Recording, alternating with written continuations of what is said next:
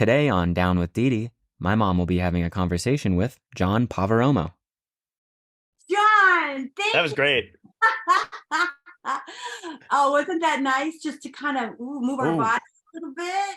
absolutely. Yeah, that was great. I'm jealous because I never thought of doing that, but I'm like really it's the best. Dude, like I used to have an art teacher when I was in high school who would play music in his classroom. And I was like, this is like, and because we had also it was early in the morning. In school, like in high school, they started at like 6 o'clock in the some stupid hour where they expected you to digest everything they were. I was like, the first 3 hours, I know. Can I curse, by the way? I don't even know.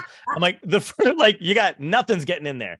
But he would start every morning and play like, I mean, at the time it was, but like John Mayer, whatever the new John Mayer album, and it would make you feel like you were a normal like that you're outside, like the world that you lived in outside, Yeah. and the music you listened to also correlated to the school. And like, because sometimes you walk into a school or to a classroom or to anything like an unfamiliar environment and you're like, no joy exists here in this area. And then but you got somebody who's like acknowledging the outside world and you're like, oh, this makes me feel good. Yeah, Yeah. so true. Well, I was fish out of water. I never felt like I fit in college because I was this left brain, actor producer, and this who's trying to go in and get all these degrees, and I never felt like I fit in. Oh my God, I think my cam are we doing is this audio or visual too? Sorry. Both, baby. We're gonna It's hit you. both. I'm But my camera froze for whatever reason, but I will fix that in a minute. I mean, it'll come right back on, I think. for audio, right now, John's decided to just like not be visual, so you're not.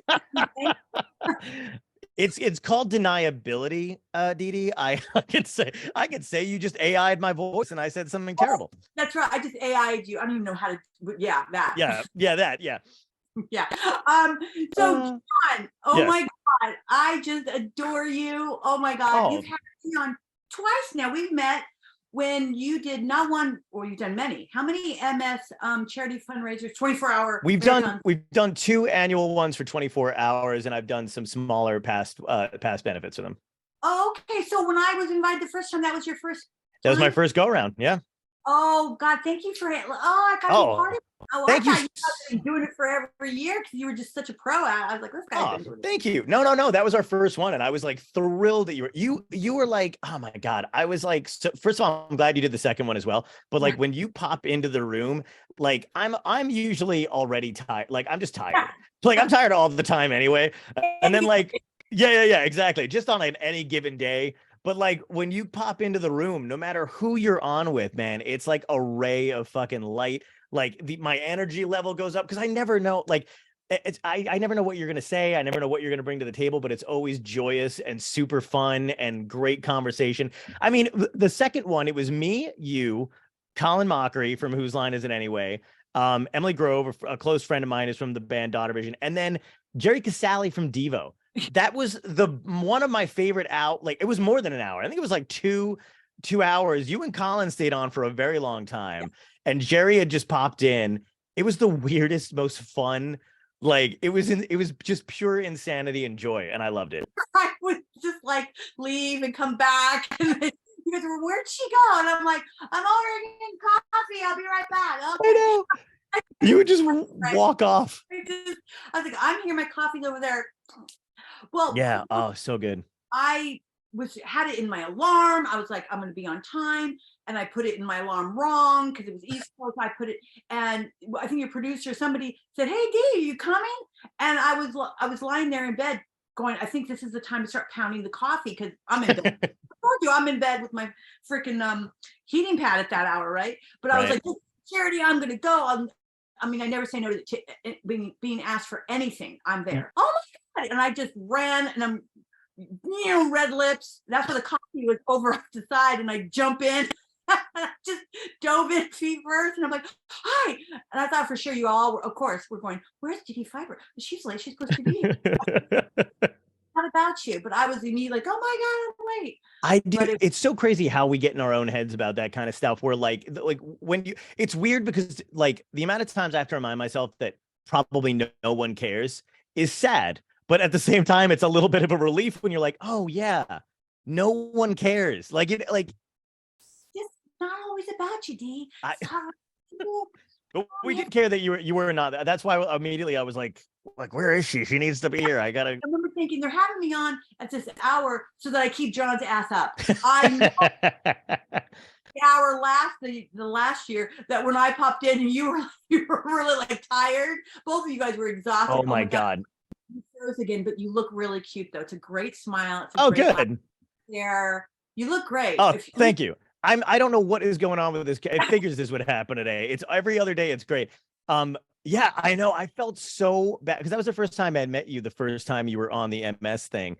And I was, well, did I ever tell you why I was so out of it at the time too? Because like I mean, there's normal levels of exhaustion, but I had COVID and didn't know. It was my first time having COVID. oh, that's And yeah, we were all still doing the COVID thing. Oh yeah. yeah, and I had done a gig. We were just starting to go back out, and I think it was just during Omicron stuff or like whatever it was. And I yeah, I had COVID and I did not know and I didn't feel particularly well, but I literally thought it was just because I was old. I was like, man, I'm getting old. I can't hang anymore. I was like, I don't know what is wrong with me, but I guess I'm just not cool. And then I realized, I was like passing out because I had the COVID shit. God, COVID. I personally never got it, but everyone I know said it kicked their Yes. really not a fun one. I'm glad you didn't get it. Honestly, it's still, for like the longest time afterward, I still had coughing issues. I was battling a little bit of the long COVID stuff where I was just fatigued constantly. Like like I like to work out, I like to bike, I like to run and do that kind of stuff. And I like every time I tried to do it, I was wiped out. And I'm not used to being wiped out like that. Yeah, that's why they say, oh, it's nothing more than a flu. I don't remember getting continued like long haulers, as they call it, right? That Yeah, yeah. just stick with you like gum on the bottom of your fucking shoe, where you're like, hold on, I had this COVID a month ago, 2 months ago, and I'm still having issues going upstairs, or like you said, your energy just Yes. zapped. Yeah. Well, I'm convinced the reason why I didn't get it, and here we go, because I have alien blood. I'm pretty sure. Beautiful. So listen, not to get all serious, but Yeah. because such a beautiful sense of humor, and I do too with my sobriety, I have found that sometimes it's more palatable to hear information or get little tidbits about an issue when we go at it from a different perspective, right? Mhm. Right. And I think that there are the more serious clinical elements of everything we're going to talk about, but there's also another way to kind of have that conversation. Right. You're so beautiful at this. I know you wanted to talk about comedians and Yeah, well, I mean, it's one of those things that I think we're definitely living in weirder times. You know what I mean? Where we're way more aware of everyone. Like we are so tuned in to everyone's feelings, which is great. You know what I mean? Like I feel like there's an open discussion on depression and anxiety and mental health issues more than there's ever been before. Nobody would disagree with that kind of stuff. But it is kind of funny because we're simultaneously aware of it while trying to live our lives at the same time.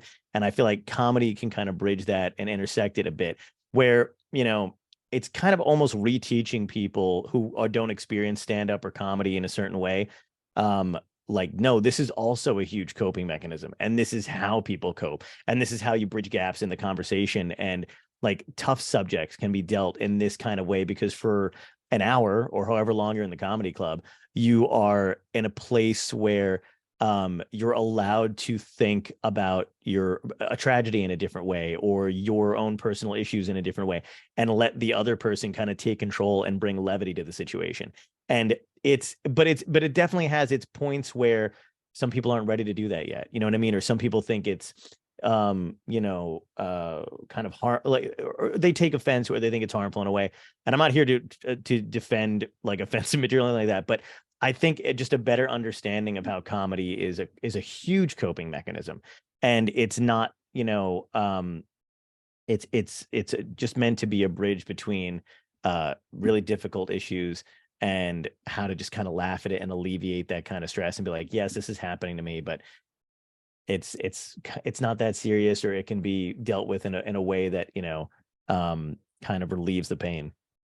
I couldn't agree with you more. And I think you tapped into something that's really important as well. I don't think it's linear. Those who have an argument that you might be laughing off depression have an but I do believe that there is room and space, and some people are going to resonate and respond to someone like you or somebody on in a stand-up who's saying, okay, I've just about had it. And they go, not alone. He's right. How this comedian got me, because that sounds like me with the Cheetos and my depression and my, also I was mentioning earlier to another guest, we're coming out of a pandemic. It's not normal in any lifetime to go through a fucking pandemic. Okay. Right. Normal. But we're like trying to all figure out and make something normal that's not. So right.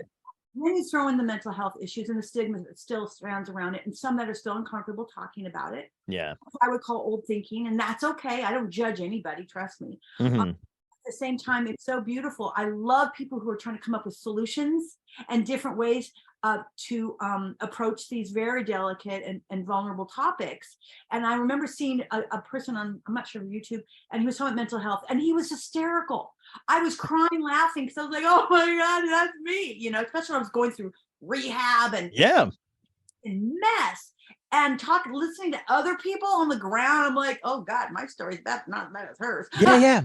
Well, that's the thing. Yeah, exactly. And that's the thing though, too, is like just kind of having yourself acknowledged in that way, especially if it's through humor, because sometimes it's like you get in your own head and you're thinking like, God, this is only happening to me, and I'm the one who's out of control, and I need to do whatever. And then you hear somebody else do it, and not only are they talking about it, but they're kind of explaining it away in a really funny, like they're just picking out the things that are kind of hilarious in it. You're like, do I feel acknowledged, seen, less alone, and now I'm laughing on top of it? Chef's kiss. Beautiful. You know what I mean? Like, welcome to recovery, I might add. Oh, yeah, because I always felt like an outcast in my family, in my friends, in society, community. I could never feel like I fit in, except for when I was around hanging with animals. Right. Only animals did I ever feel like I belonged, until I went to rehab. And I cried all right, but I cried more so right away because I realized, oh my God, these are my peeps. Yeah. Every time they opened their mouths, their stories were my story, but in a different, state, a different age, a different, ethnicity or sexual preference, whatever. I was in rehab from 18 years old to up to, I think the oldest guy was like 80 or 7. And everything in between: meth, alcoholism, sex addiction, food addiction. I mean, we were all addicts in there. Yeah. Sat in that room and I thought, these are my peeps. And they showed me that I could laugh, not at them or at myself, but laugh through the tears, laugh through the pain. Sometimes, other times you were just bottomed up, and there as well. But so comedy, I feel, has such a special place. Yeah. You said bridge that for some people, and especially now, if you listen to the news for 5 minutes, you want to get depressed, do that, because the world is a very noisy place right now. Yeah. I always talk about it's a noisy place, and I always say, ignore the noise, keep your poise. You can't become uneducated what's going on, but then shut it off, put it over, and keep those positive thoughts and the love in your heart, and that's energy. And follow others around that also, because that is energy. Yeah. Well, we're inundated with that. You're totally right. Like, you do need to, I like to stay as aware as I possibly can, while simultaneously being self-aware enough to go, I need to stop scrolling right now, because I'm there's only so much you can do anything about. And I know we all have that compulsion, maybe not all of us, but like we all feel that compulsion to like, oh man, is there something I can do? Can I fix this in a certain way or whatever? And then other times it's like, yeah, if you just kind of just relax and live your life and try to be the best you can be individually and to your community and the group around you, that's enough. Be well enough to do well, and you'll be a-okay. Take care of yourself. You had said something before about men and men having a hard time talking about it, which is absolutely true. Like my friends and I, not to pat ourselves in the back, but like my guy friends, like we have developed like a thing, especially over the years, of just being like checking in. We have like a group chat with each other, like, how you doing? How's life going? How the kid, whatever it is. But I think sometimes, if I've talked to like older men who clearly have had issues with it in the past, or like dealt with some form of depression, and I think when they talk about it, they don't understand that there isn't always an immediate resolution, and you're not supposed to feel this kind of like, you're not supposed to feel like something's been accomplished or done afterward, as far as like there's no physical thing to do with it. literally just talking about it half the time is it. Like, it's acknowledging it, it's getting it out there. It's so the other people in your life can understand maybe why you act a certain way or think a certain way, and then working on it. But I think sometimes men are like, I don't know if it's like solution based, where have you ever, like, it's basically like, have you ever complained to a dude? I'm sure you have. And they're like, well, here's a list of things you can do. So you like whatever it is. But it's because I think they want to solve the problem. And then when it comes to themselves, talking to them doesn't seem like a problem solver. Right. And that's also old thinking. I mean, Yes, it is. which again, I'm not judging. It's just what it is. And Mhm. have now these skills that we can learn, which is hard for the older generation. Like I say, I come from that generation. My dad and mom were like, when you got knocked around, you picked yourself back up, didn't hurt, and move on. Yeah, And yeah, yeah. that was tough. That was how you dealt with it. It didn't hurt, move on, right? And we now learn, well, there it's very how you say awesome, you have the ability to do that, and I do too. But Mhm. it's that one part that you're talking about, which is processing it, Yeah. because I was taught that that's weak.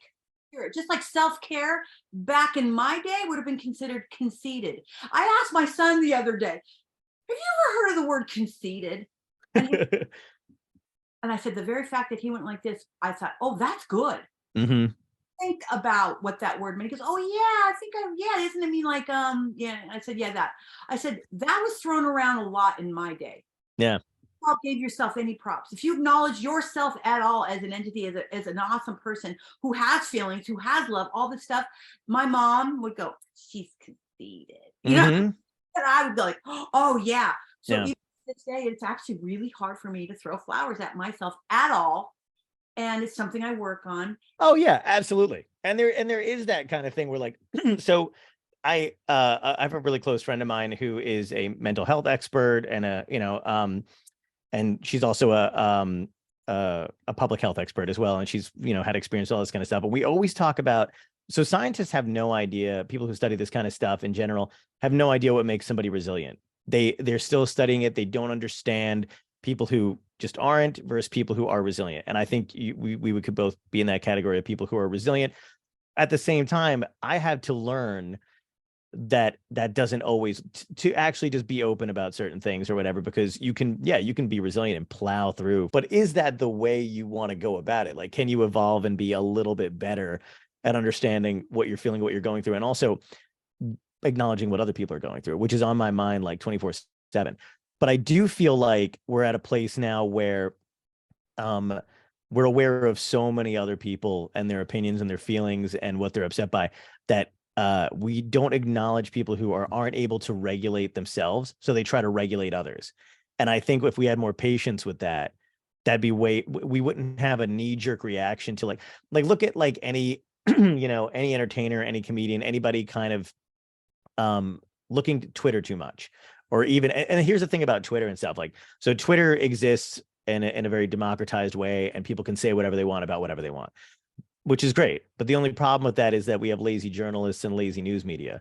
So they don't want to write a story. So they're going to scour through Twitter and be like, these 15, they won't say 15 people. They'll be like, these people think this. And then it reflects on to write an article. And then it appears on our Facebook or Instagram or whatever the hell it is. A piece of entertainment or literature or art or whatever it is. And that goes for, there's no dividing sides of the aisle here. It's literally just people are not getting the help they need. No, and people on the other side are not able to just grasp the concept of, oh, this person can't regulate their emotions, so they're trying to regulate the world around them. And it's always going to be a conflict. And I think it leads to where we are now, which is a worse state of mental health. You know what I mean? Like, it's this, I don't know why I put that on you. Please solve that, Dee. I'm Yeah. I got a master's in social work, and I learned a lot in my own learned experience through recovery and psychology and all of it. You're saying some self-regulation is such a huge, I'm glad you brought that up, because that actually makes a lot of sense. First of all, we ask people to have compassion for others, but Yeah. ask that in a broad sweeping way, it's almost impossible to do, right? Right. So for instance, let me just use this as an example. If someone's having trouble self-regulating themselves, and that's their issue, and the way they deal with it is jumping in other people's lane, trying to regulate them. Okay. Yeah. This is what that is. If you can kind of understand that, it might help have a little more compassion. For instance, we like to blame the addict as if the addict has a choice. Right. The addict has a disease. Okay. I have a disease that now I'm not active in my disease. Right. And if you think of it as not a choice, but a disease, through education, we can maybe help that social stigma and blaming the addict. When you actually just give them the information, then they maybe might yell, you flipping alcoholic, or you meth head. Would you ever do that to someone who has cancer? Right. You cancer, because it's a disease. You would never do that, but you certainly say that to somebody who's active in their disease. So John, let's talk about something super fun. Sure, go for it. Do you believe in the paranormal? Yes or no, and why? So here's the thing. I love that you do, because I also first of all, I'm saying this here for the first time so nobody can steal it. I'm coming up with an Italian ghost hunting show called Gabagool. And ghoul spelled Ghoul. But I just think I would just love the idea of only specific Italian ghosts haunting other Italians, and like the way you lure them out is like, oh, she's making gravy, you know what I mean? And they're like, it's sauce. Love sauce. I don't know. Anyway. Yeah. I was gonna say it's sauce. Yeah. So, but anyway, but I actually do believe in that kind of stuff. I've never truly experienced it. I'd love to. My friends and I used to go on all the weird New Jersey stuff. Like we used to go to that. We went to this Lambertville High School, which I think they actually just finally got rid of a few years back. But it was a high school that burned down in the 30s in Lambertville, Pennsylvania, and then burned down again on the same day in the 80s. And then they condemned it after that. And then there's this goat, some of the students still haunted it. And we went there and it was nuts. And then we've done other little things little weird New Jersey stuff that obviously can kind of be explained away, but always want to see a ghost. Love paranormal stuff. I will watch any ghost hunting show. You know who I loved? I'm sure you know him, but do you know Rob Lowe and his sons had a show called I know The Low? Rob really well. We were back in Okay. Rob and I used to hang out. Yeah. Oh God. So I started talking to one of his sons for a while, because I love paranormal shit. I'm a huge geek for it. And they had a show called The Low Files. Oh, and when I tell you I binged this thing, I was one after and this is when Twitter was fun. So I was watching each show and I was tweeting it in real time. Oh. And then Rob had retweeted it, and a couple other people retweeted it. I've never met him, but I'm bring that show. But it was just father and sons going on these crazy ghost hunting trips. And also they would I'm a big eater. I love food. So they would we're going to go hunt this ghost or go experience this thing. But first we're going to get sandwiches. And then they would stop and get this awesome food. And I'm this is the greatest ghost hunting show of all time. So big, yes, I love sorry, that was a long-winded answer to yes. I didn't hear, but I think I saw a little bit of Rob's show. My sons won't go to the paranormal with me. They say we're not going to join the crazy train with you. I'll go with you. I will come out. We'll go to the desert. We'll build a yurt. Yeah. I just came back from being in New Mexico for 2 years. Are you kidding me? Don't tell me what I saw. And I said, excuse me, crazy train, 80% of all human beings in the entire universe, not just the United States, believe in some other form of intelligence or something. Yeah. So, alone in her crazy train, no more. The issue what we still have, like social stigma with addiction and mental health, is also the paranormal, which is why I bring it up. People don't want to say that they've had an experience or that they believe, because they don't want to be considered crazy. I'm already back crazy. Let me tell you, you got Rob, his son, you got a lot of people who believe. I've met one of my friends. You would love my friend Desiree. She has, and when I tell you the details on these stories, she's in tuned to something else, for years, since we were in high school. She's had every paranormal experience you could ever imagine. The details are crisp, they're vivid. She tells amazing, she just it's so good. You ask her if she'll be on my show? Absolutely. She first of all, she loves you. She'll love doing that. I'll hook you guys up. You'll love this, by the way. I just bought this. It's a Mothman pin Oh, to go on my jacket. yeah, I know all the story. Yeah. Right? I'm like cryptoid stuff. I'm totally into it. I mean, there's stuff I can't explain. And I'm a big Bigfoot guy too. I have like a Bigfoot Society pin. Like I would love to. That's another thing too. Nat Geo, when I said about being a photographer, send me out to like find I'll do it. Wouldn't it be nice if we just were more curious than scared? It's Yes. right. Like, I'm sorry if it would be. I've seen some stuff like you that is Mhm. actually unexplainable. Yeah. Sober, my friend. And let me tell you, there's a lot to be said for what tribes, indigenous populations, the Egyptians, thousands and thousands of years ago, have been talking about for a long time, and we start it off as mystical mythology. You know, Right. just, oh, they're smoking peyote.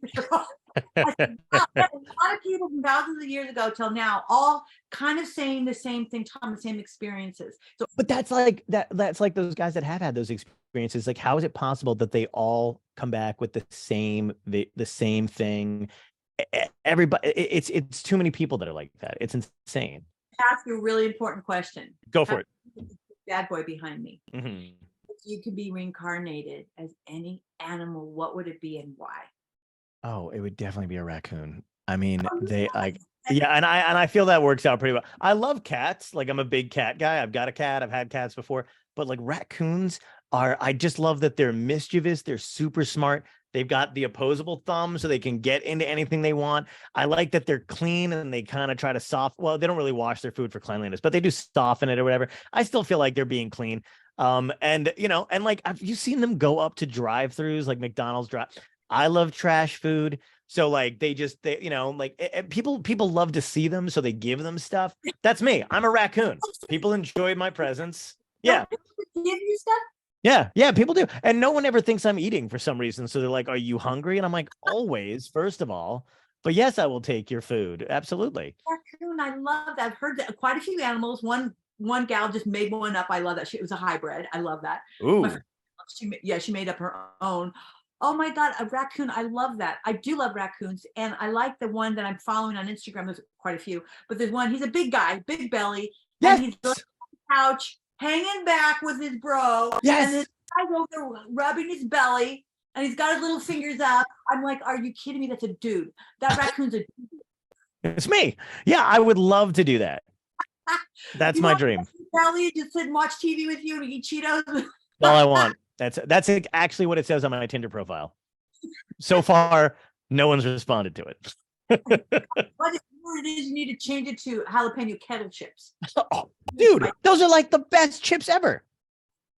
Right here, it's my new I love all things spicy. Jalapeno chips are great. There's new veggie straws that are called Screaming Hot.